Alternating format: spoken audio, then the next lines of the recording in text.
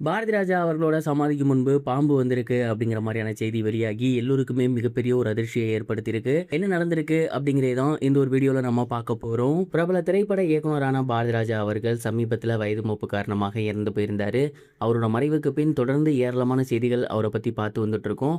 அந்த வகையில சமீபத்தில் தெரிய வந்திருக்கிறது என்ன அப்படின்னா, பாரதி ராஜா அவர்களை அவரோட சொந்த ஊரான தேனி மாவட்டத்தில் இருக்கக்கூடிய பண்ணை வீட்டில் தான் நல்லடக்கம் பண்ணியிருக்காங்க. அந்த ஒரு இடத்துல கூடிய சீக்கிரமே மணிமண்டபம் கட்ட போறாங்க அப்படிங்கிற மாதிரியான தகவல் கூட வெளியாகி இருக்கு. அண்ட் இந்த ஒரு நிலையில பாரதி ராஜா அவர்களை நல்லடக்கம் பண்ண இடத்துல பாம்பு ஒன்று வந்திருக்கு, அங்கே அவரோட சமாதிக்கு முன்னாடி இருந்திருக்கு அப்படிங்கிற மாதிரியான ஒரு செய்தி வெளியாகி இருக்கு. இதை பார்த்து நிறைய பேர் என்ன சொல்றாங்க அப்படின்னா, பாம்பு அப்படிங்கிறது நம்ம கடவுளாக வழிபடக்கூடிய ஒரு விஷயம்.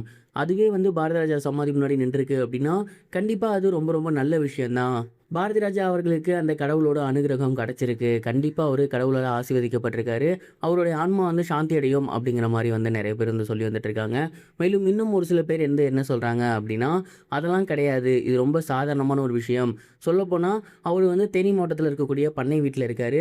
பண்ணை வீடு அப்படிங்கிறது முழுக்க முழுக்க சுற்றி மரங்களால் இருக்கும். அப்படின்லாம் ஒரு தோப்புக்கு நடுவில் இருக்கும். ஸோ தோப்பு அப்படிங்கிறப்ப அங்கே பாம்புகள் அலைகிறது அப்படிங்கிறது ரொம்ப சகஜமான ஒரு விஷயம். அந்த மாதிரி அந்த வழியாக பாம்பு போயிருக்கும். அங்கே நிறைய பூக்கள்லாம் இருக்குது, அங்கே பால் ஏதாவது ஊற்றிருப்பாங்க.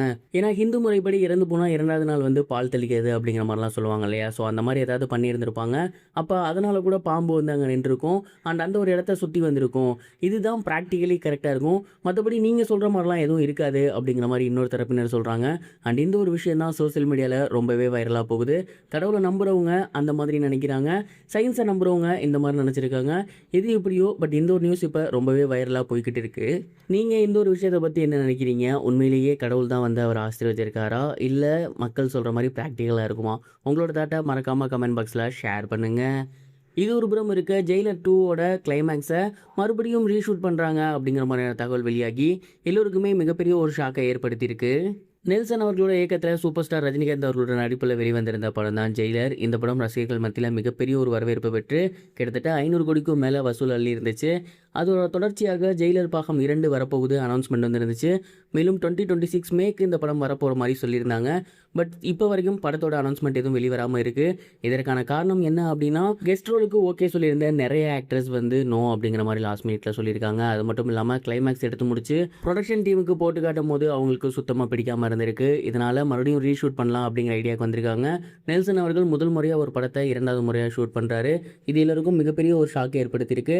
அண்ட் இந்த முறை கண்டிப்பாக படம் பிடித்த மாதிரி வரும் அப்படிங்கிற மாதிரி எதிர்பார்க்கலாம். படம் வரப்போகிற செப்டம்பர் இல்லைனா அக்டோபர் ரிலீஸ்னு சொல்லியிருக்காங்க. எப்படி இருக்க போகுது அப்படிங்கிறத பொறுத்திருந்து பார்க்கலாம். இது வரைக்கும் கனெக்டிங் டிவிக்கு சப்ஸ்கிரைப் பண்ணனா மறக்காமல் சப்ஸ்கிரைப் பண்ணிக்கங்க.